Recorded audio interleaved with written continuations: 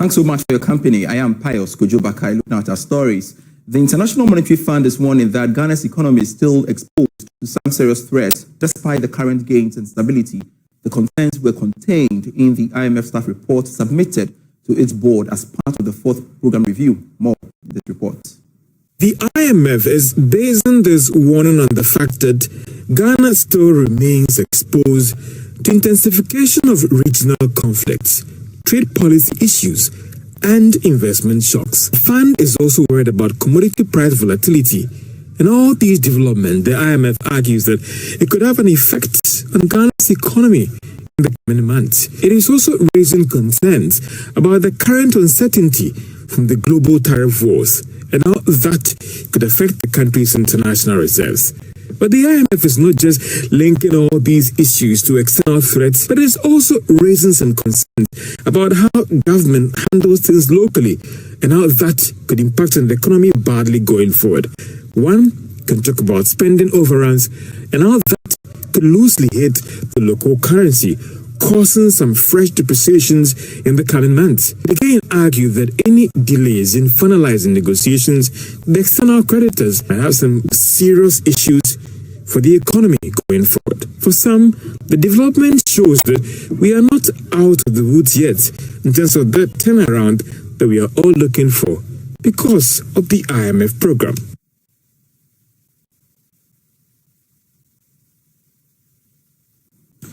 George Yafi filed that report. Thankfully, he joins me in studio to help us understand all of these concerns raised by the International Monetary Fund. George, thank you so much for joining me in studio. Now, first off, why is it important for us to even discuss the issues raised by the International Monetary Fund? So since we signed up the program in May 2023, at every review, we've done about 4 reviews.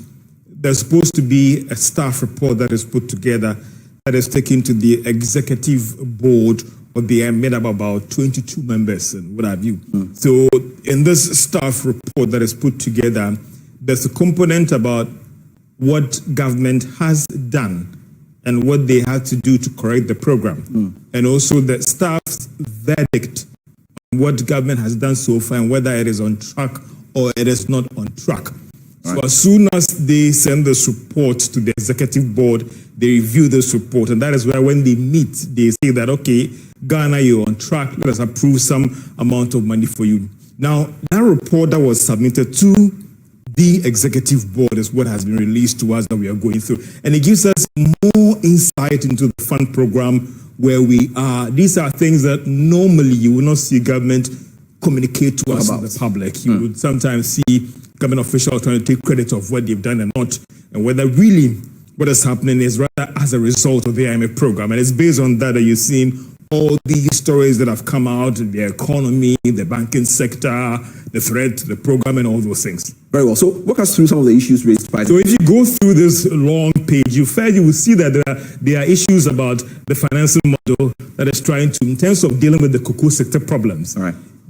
Cocoa Board has now adopted a new financing model, which the IMF believes that it could go a long way to address challenges facing the sector. Also, the fact that if you go through the same report as well, the IMF staff, in terms of trying to address the problem with the energy sector, they think that, yes, government has taken some steps to deal with the sector challenges, but they endorse what they call more of privatization of ECG or more serious private sector participation in the sector. Also, the fact that you heard a lot about debt being pushed around, that's in the debt situation. Where if you go through the staff report, that's at end of December 2024, the IMF says that the energy sector debt was somewhere around $2.2 billion and not Ghana. And that is why they find, again, if you go through that same report, the fund is putting pressure on government that we should take some aggressive measures to try and correct this. If you go to the same staff report, it actually argues that this debt thing remains a major threat to the program. If we do not take some aggressive steps right now to try and reduce the debt position, it could actually throw the program off gear because it could affect us in our debt situations and all those things. Again, the fact that if you go through the report again, it shows that the banking sector, only 3 out of 11, or even let's talk about when it comes to the those prior conditions that we should have met before the board has sat on the program. The benchmarks. We've just met 3 out of 11. These are they are structural reforms, and they are quantitative and qualitative reform that should be undertaken. When it comes to those structural benchmarks, we only met 3 out of 11.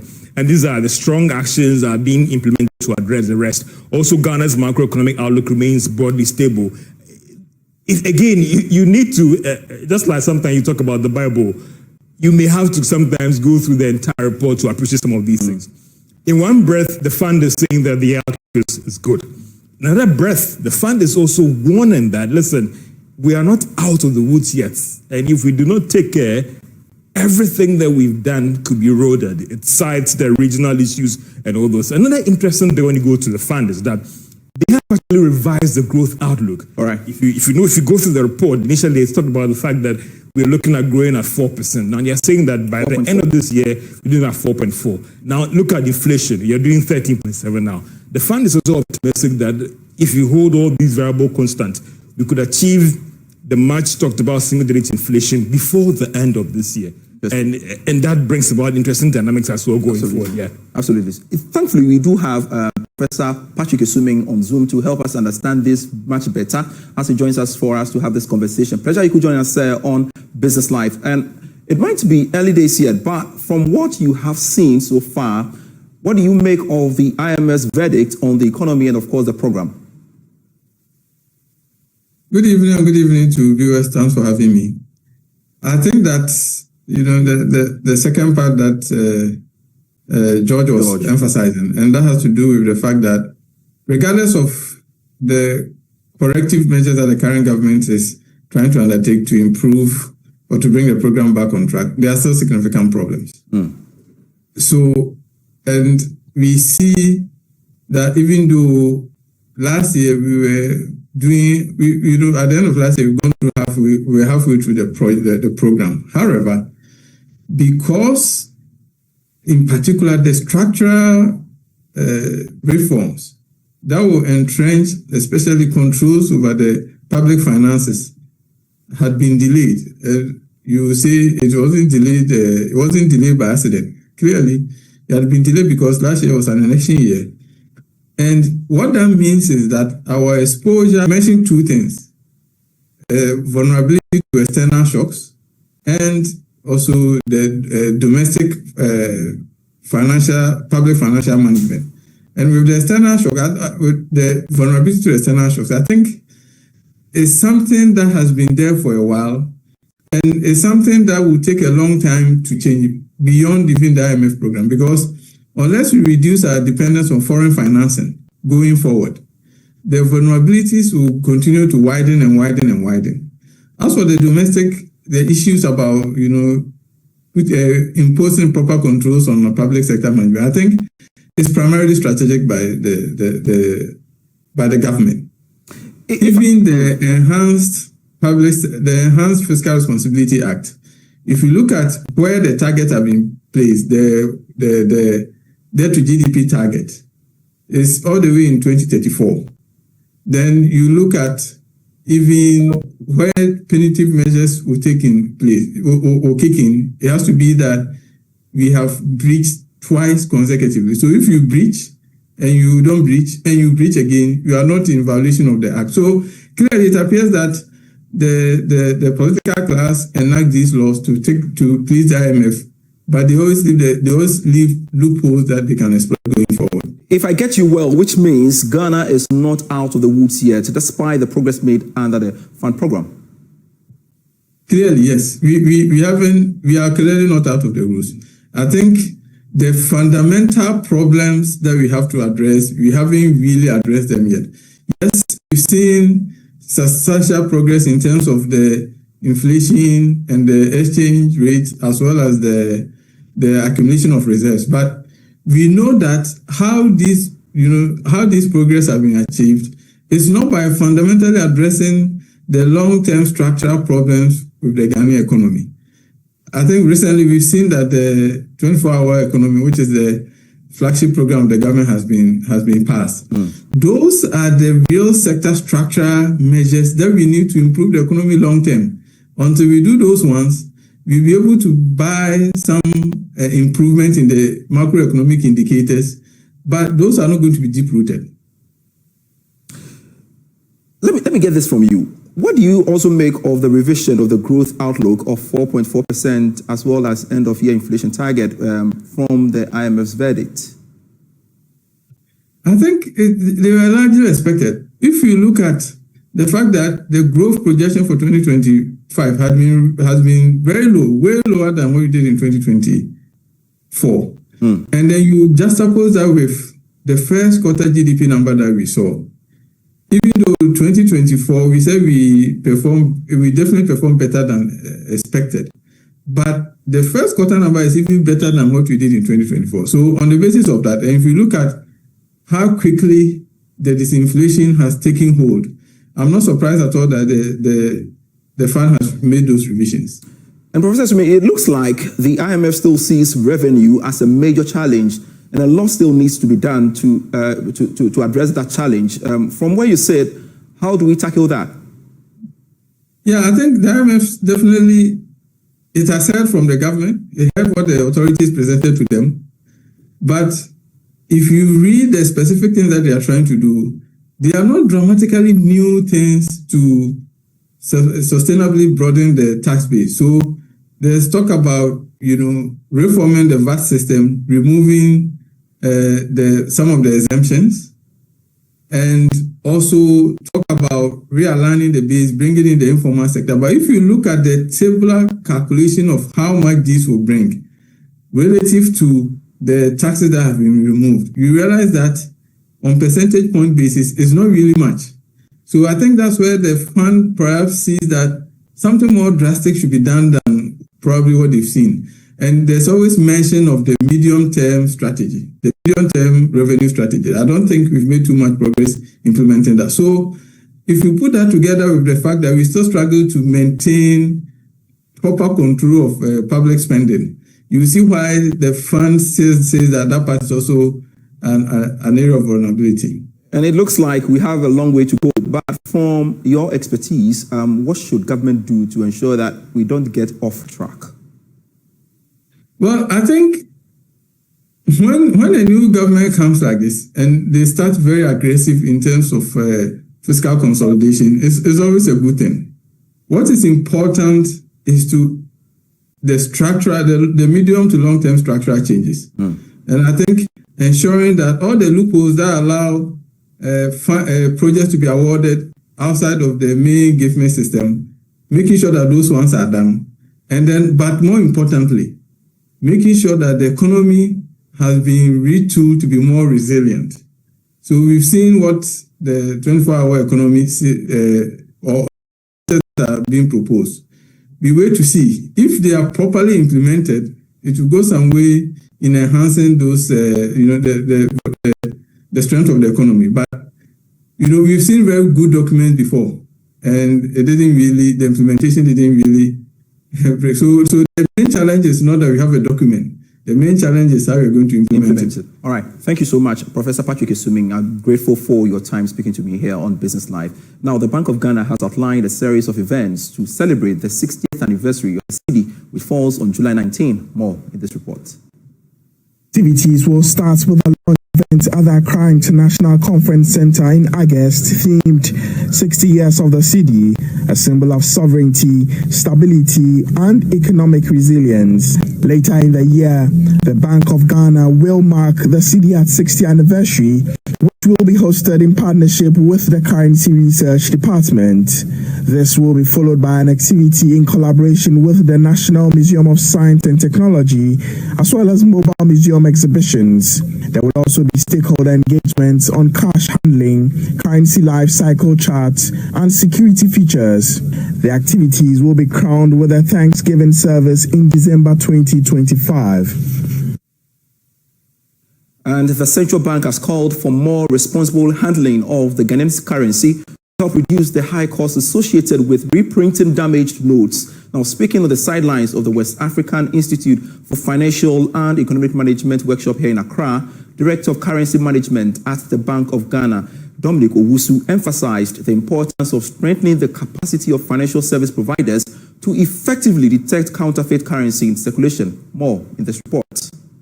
The West African Institute for Financial and Economic Management has held a regional workshop in Accra focused on currency management and forecasting across West Africa. In an interview with Joy Business, Director of Currency Management at the Bank of Ghana, Dominic Owusu, stressed the importance of maintaining the quality of banknotes in circulation and urged the public to handle the cedi with care. In our sub-region, we have issues with quality of money in circulation.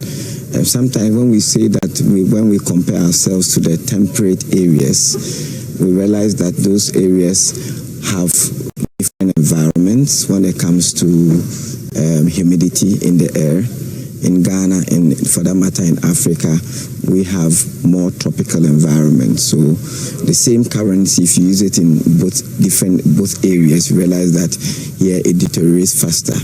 With these challenges, what are the best practices that we can in terms of handling the cash, in terms of how we use cash, usage of wallets, in the market areas? How can we handle the cash so that we improve the longevity of this cash? Because the more you replace the cash, it's cost to the economy.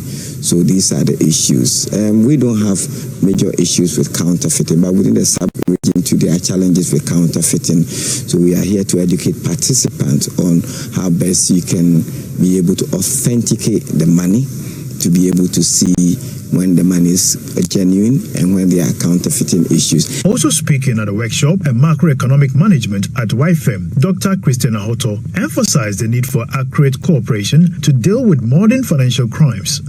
Generally, efforts towards protecting currencies from counterfeiters has increasingly become more dependent on cooperation or collaboration among law enforcement agencies, financial institutions, and central banks, the security printing industry, and high-grade suppliers community.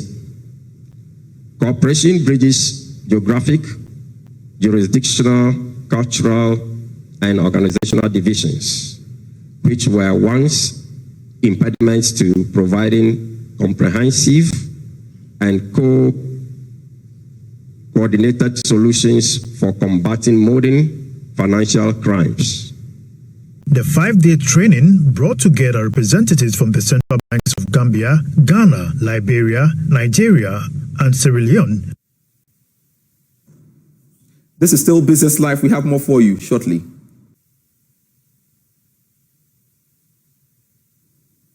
Hello again, welcome back to Business Life. Commerce Equitable France and Agronomists Without Borders have launched the third phase of the Equity Program, an initiative designed to build the capacities of farmers in agroecological innovations, such as addressing climate change issues to strengthen the resilience of cocoa and cashew farms. The Equity 3 program will support advocacy, innovation, and the development of manufacturing plants to process cocoa, cashew, and other cash crops. Here's more from the launch of the program.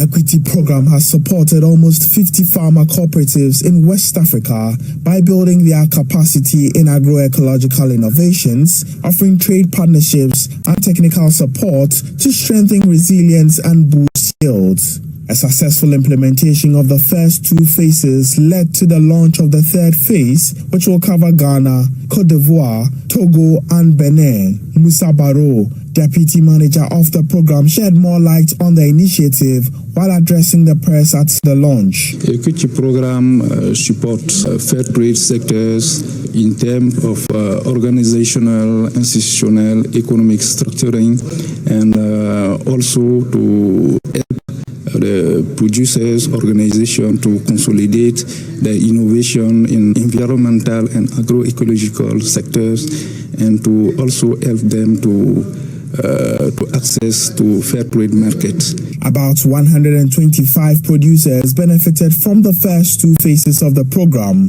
Mr. Barrow highlights what the third phase seeks to achieve. We will support advocacy. We will also support the consolidation of the innovation. We will also support the dissemination of innovation in terms of biofactory, organic factory, and in terms of also to support the bio-input manufacturing, and also to reduce all kind of gender inequality in the fair trade sector. Antonin, project officer in charge of agriculture and biodiversity at the French Development Agency, emphasized the economic importance of improving yields of cash crops such as cocoa. Agriculture is one of the pillars for development, especially in Ghana. We know that agriculture is really one of the main activity and bring a lot of value. So we are here to support this value, to bring more value addition to the cocoa sector and making sure that this cocoa can be recognized as a fair and sustainable cocoa. And we decide to invest here because for us fair trade makes sense. We want producer to earn a good revenue. The €8 million program is funded by the French Development Agency and the French Global Environment Facility. The Danish government, Ministry for Food and Agriculture, and the Chamber of Agribusiness Ghana have signed a memorandum of understanding to support the development of Ghana's agribusiness value chain with knowledge and technical expertise, as well as partnerships and infrastructure to support to avert post-harvest losses. More from the signing. The Memorandum of Understanding, which is in two parts, focuses on talent development and skills exchange aimed at recruiting Ghanaian agriculture students for advanced technical training in Denmark. The other component seeks to improve agricultural infrastructure and processes to increase yields and reduce post-harvest losses. At the signing ceremony, the Danish ambassador to Ghana, Tom Noren, stated that Denmark is committed to partnering with Ghana in knowledge and technology transfer to develop its agribusiness value chain. A lot of it can be solved through modern cool chain solutions. You need to have cold storage facilities, cold or cool transport facilities. All these things need to be brought in. Again, you cannot afford it on your own. Not one farmer can do that. But working together, there are opportunities to ensure that the net benefit for all will be greater than today. Denmark has a very, very long history of transformation of our agricultural sector to one that is today a very productive one. And there's some of those skills and modules that we want to transfer and inspire Ghana with. And there's two MOUs. The one that focuses on the logistical, it's a 5-year timeline. And the one that focuses on vocational training is a 3-year timeline. So there's a bit of time to implement. The CEO of the Chamber of Agribusiness, Anthony Morrison, highlighted the benefits of the partnership. He explained that it aligns well with government agricultural policies. We're focusing on skills development. Within the 24-hour economy, there is a component focusing on resources development and technical. This is focusing on TVET, competence-based training, where we're looking to make sure that the people we train with advanced technologies, they are able to come back into the country and utilize these technologies that are already available in the country but lacks the management expertise. The other side is also on the trade. So we're looking at the investment, we're looking at taking the investment area, the trade area, the technology penetration. We adopt this because we call the program the Agri-Logistics Africa. We're talking about the entirety of the agriculture sector and the agro-industry sector. The MOU was signed between the Ministry of Food and Agriculture, the Chamber of Agribusiness Ghana, and the Danish government. And that's our package by way of Business Life. I am Pius Kojobaka. We have more for you when you log on to myjoyonline.com/business. Grateful serving you.